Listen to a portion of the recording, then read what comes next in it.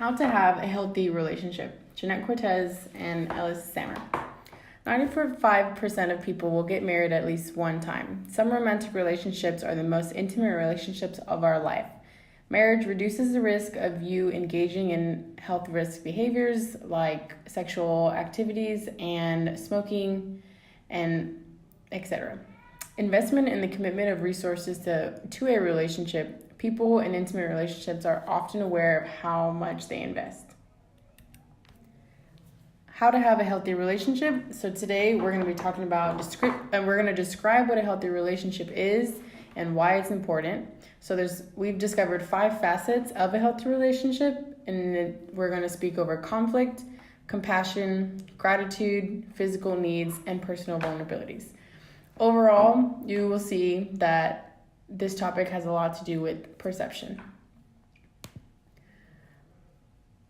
Relationship security. Why is it important to know how to have a healthy relationship? Romantic relationships influence an individual's mental health, and those who are in an unhappy relationship report lower levels of subjective well-being. This is noted by Peterson. A healthy relationship isn't a destination, but it is a constant effort and an ongoing process. This is proven by a study by Young. Young also stated that security was identified as having the following properties: dependability, stability, and honesty. As couples view their relationship as secure, they feel comfortable and safe. Foreseeably, one of the main targets of ensuring a healthy relationship is combating conflict. So now the question is, what is the healthy way to deal with conflict? Okay, so conflict resolution. If communication skills are more focused on, relationships will be able to be stable and flourish, according to Cantor. Markman says that distressed couples show more negative patterns of communication than non-distressed couples. Cantor also says that in one study, couples were sent emails to reflect on conflict they previously experienced within their relationship. But this time they were instructed to reflect on it from a neutral third-party perspective. At a 1-year follow-up, the marital quality among these couples proved to be more stable, whereas those in the control group, those who weren't told to view conflict from a neutral third-party perspective, showed a continued decline. The neutral third-party perspective can also be seen in the negative affect reciprocity theory, which is a negative cycle in which one partner's negativity is evenly met by negativity by the other partner. The authors hypothesized that this cycle could be broken with emotional reappraisal, or helping individuals to reframe the emotions elicited from this conflict. If individuals are able to see from a different perspective during conflict, their response will be less negative, which could also lead to less distress from this conflict. So going into conflict resolution, it's important to focus on good communication skills, problem-solving skills, I statements, and looking at conflict from a neutral third-party perspective. So the call to action here is going to be to own your thoughts and feelings. This involves creating a supportive environment and using I statements versus you statements. The next one would be confirm messages, which is recognition, acknowledgement, and endorsement. Provide feedback, provide praise, criticize constructively, and separate facts from opinions always. So we ask you, does more conflict equal a worse relationship? The answer is no. Markman found that it is not the presence of conflict between partners that mattered as much as how the partners handled the conflict.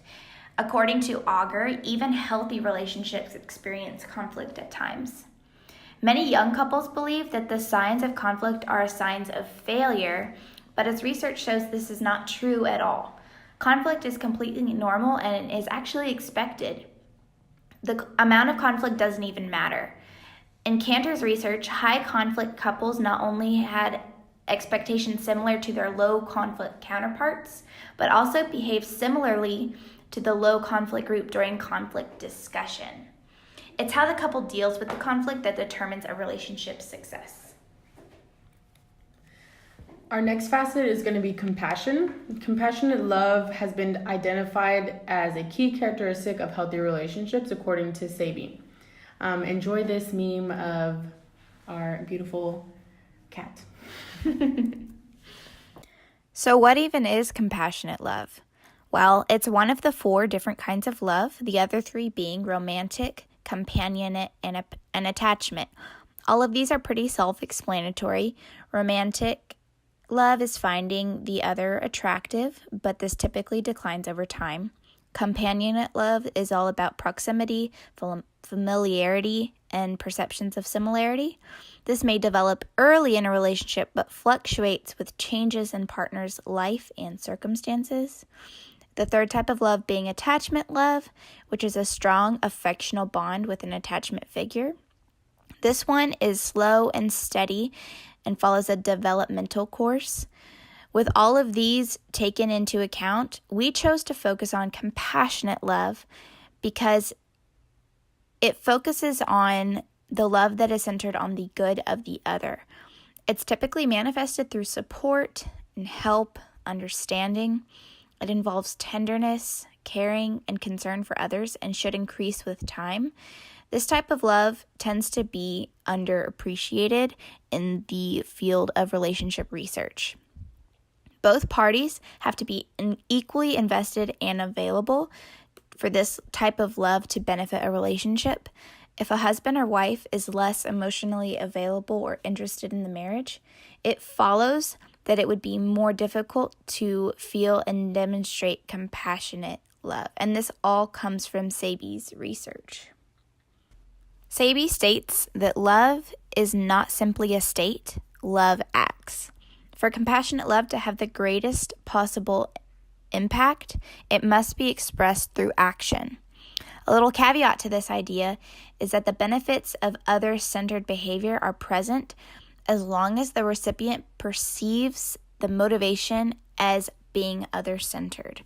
In other words, the action may be other-centered from the sender, but it is just as important that the significant other perceives the action as selfless. In Bunt's research, he studied love languages and how they affect relationships. Couples seldom have the same love language. The greatest possible impact from compassionate love is showing love in the other person's love language rather than your own, because this produces the highest level of relational satisfaction. Something to keep in mind is that context changes the level of compassionate love, whether it be because of school, work, children, lack thereof, etc. Sabi states that within the different phases of relationships, there are different expressions of compassionate love because relationships change as they mature. For example, there are individual and couple roles, whether it's work or parenthood, that often take away attention and energy from the marriage and are diminished or even eliminated in older adulthood. However, as parents become empty nesters and they get older, they are allowed to refocus on each other, which generally increases the level of compassionate love. This renewed effort and energy toward the marriage may allow couples to feel and demonstrate more compassionate love for one another. It may also be that spouses become more attuned to each other's needs over time, as well as be more willing to care for each other as a result of their long-term investment in the relationship. Fair's research suggests that this kind of love may develop early on in a relationship, but is only put to the test when support and sacrifice are required over an extended period of time. Examples of compassionate love are taking care of health and well-being, and this was the most frequently cited compassionate love act. The next one is helping with household chores. Some others are supporting hobbies and activities, supporting a career or education, willingly moving, caring for others, providing financially. There are many others. So the call to action for to be compassionate love is use your language for comfort and healing. This can be acknowledging the loss, express sympathy, offer a positive reflection, and offer assistance whenever one is needed. A mechanism to help find or remind an individual of good qualities in a significant other. Algo of a 2012 study stated that gratitude ultimately helps bind the person into the relationship. That is, gratitude can help both members of the dyad grow and strengthen the relationship. Cantor conducted a study called the Expressed Gratitude Intervention, which attempted to promote more expressions of gratitude between dyad members. Couples were randomly assigned to either express gratitude or promote self-disclosure between partners. Couples were informed that they would receive emails prompting them to set aside 20 to 30 minutes on a particular day to have a similar conversation they had in the lab. Over the next month, he found that those in the gratitude condition reported greater positive individual outcomes compared with the other group that was told to promote more self-disclosure.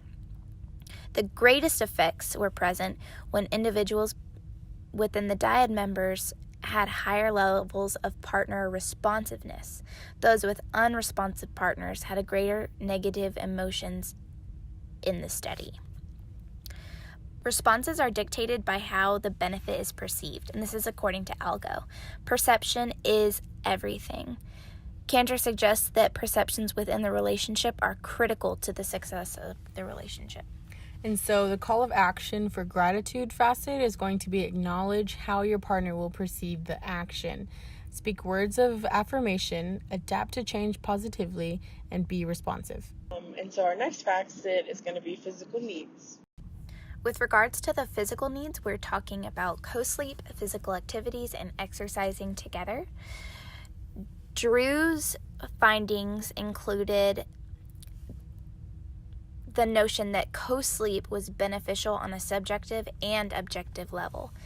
However, it's important to note that the sample consisted of healthy couples with good relationship quality, not taking into account sleep disorders or conflictual relationships. With regards to physical activities, Cantor did a study called the Excitement Intervention. It attempted to promote positives in relationships by having couples participate in exciting activities for at least 90 minutes per week. Participants reported increases in relationship quality even when they didn't complete the full 90 minutes. Activities together improves relationships by promoting positives, and that can help satisfaction without targeting the negative aspects of the relationship. The whole deal with physical activities is about self-expansion, and that's a key predictor in the future of marital satisfaction. The other intervention from Cantor's was about exercising together, which helped to promote teamwork in couples. The intervention did not discuss skills to promote communication behaviors, yet in the intervention group, they reported increases in their own affectionate behaviors. This focused on the contextual stressors that suggest that working on aspects outside of the realm of communication can increase couple functioning. And so for the physical needs aspect of a relationship, we're going to try to sleep in the same bed every night, participate in 90 minutes of exciting activities per week, and try to exercise together. You must love yourself to be able to love someone else. A lack of loving yourself revolves around insecurity. Where does insecurity come from? Personal vulnerabilities and insecurities stem from adolescent love. Tyrell states that beginning relationships in adolescence set the standard for all future relationships. They are the building blocks that formulate the foundation for relational stability. Cantor says that individuals in relationships are constantly balancing their desire for closeness with a self-preserving need to mitigate the risk of rejection. The social penetration model, as talked about in class, talks about self-disclosure, which is actually a key component to developing relationships, as is the act of intentionally giving others information about ourselves that we believe to be true. The more one can be vulnerable, the more one can share to their partner and further enhance their relationship. Engagement in adolescent love is linked to the formation of personal identity, adaptability to change, self-esteem, social competence, and even scholastic achievement and career planning. This insecure attachment that builds within adolescence has been suggested to increase the risk of poorer quality and romantic relationships throughout adult life. There are two dimensions to this insecure behavior, which are anxiousness and avoidance. They are detrimental to the cognitive, behavioral, and emotional aspects of romantic engagement. Anxiousness is defined by the desire to be close with others and the worry of being abandoned. And avoidance is defined as the fear of closeness intertwined with the tendency to avoid interpersonal dependency. This insecure attachment can later lead to jealousy in future relationships, which can actually be pretty detrimental. The internet lowers real face-to-face interaction. Cyber relationships over both adolescent and adulthood ultimately eliminate the risks of face-to-face closeness, thus providing a safer place for romantic experimentation, which may encourage avoidance. Avoidant adolescents have been assumed to use the internet as a way to cope with developmental challenges such as engaging in real-life romantic relationships. This is a study by Stavroulopoulos. How couples therapy can help when to use them, etc. Bunt found that counseling promotes relationship satisfaction by fostering an education and improving personal relating. Therapy, counseling, and other third-party inputs can help couples recognize thoughts, behaviors, and interactions already occurring within the relationship. Cantor suggests that couples might not need more skills to improve their relationships, rather couples already possess these skills and they just need more awareness of how and when to use them. This type of relationship awareness comes from the third-party input if it is necessary. Bison's study of 170 couples in therapy concludes that dyads who are in agreement about the relationship problems, not complaints, are projected to have a more efficient treatment plan and results.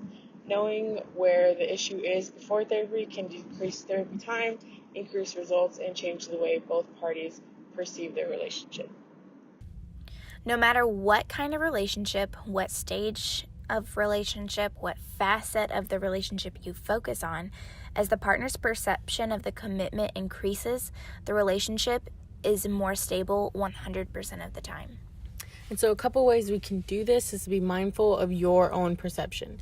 Know yourself, focus on the influence of gender and culture, and consider the context every time. Check your perceptions. Separate facts from interpretation. Generate alternative perceptions. Engage in perception checking.